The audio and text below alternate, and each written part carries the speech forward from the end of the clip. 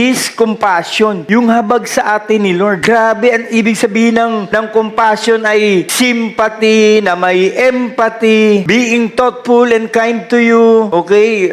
Kahit nag-i-struggle ka, gusto niyang gawin ka ng kabutihan. Church, nung inaaral ko to, meron akong tuwan-tuwan nabasa dun sa article. Sabi niya doon, love your neighbor as you love yourself. Compassion. Who is your neighbor? Sabi nung lawyer, sino ba yung kapitbahay ko? Minsan, yung kapitbahay mo, hindi mo nakikilala sa pangalan. Nakikilala mo sa ugali. Oy, sino ba yung kapitbahay niyan? Ay, yung kapitbahay ko, parang ano yan. Umaga pa lang, ang ingay-ingay na yan. Kung magkaraoke, ang alam mo, ang ganda ng boses. Parang guguluhin niya yung buong barangay namin. Tapos, yung pil na pil niya, para siyang sumasali sa American Got Talent. Wala namang talent. Parang ganun. Yung kapitbahay namin, naku, nakaka-bad trip yung kapitbahay namin. Ganun. So, nakikilala mo sila sa, hindi sa pangalan eh. Dun sa kung ano yung ginagawa nila, tama? Sabi dun, who is your neighbor? Sabi nung dalubhasa, sino po ba talaga yung neighbor ko? Alam niyo po ang sabi dun sa article, your neighbor are those who struggles and need you. Ang kapitbahay mo daw, hindi yung mababait. Ang kapitbahay mo, yung taong nangangailangan sa'yo. Grabe, nung mabasa ko yun. Kaya sabi niya, mahalin mo ang kapwa mo katulad ng pagmamahal mo sa sarili mo. Bakit? Kasi isang araw, mangangailangan ka rin. Kanino ka lalapit? Grabe. Who is your neighbor? Your neighbor is those people who need you. Kailangan ka niya. Grabe, no? Ang galing ni Lord. That's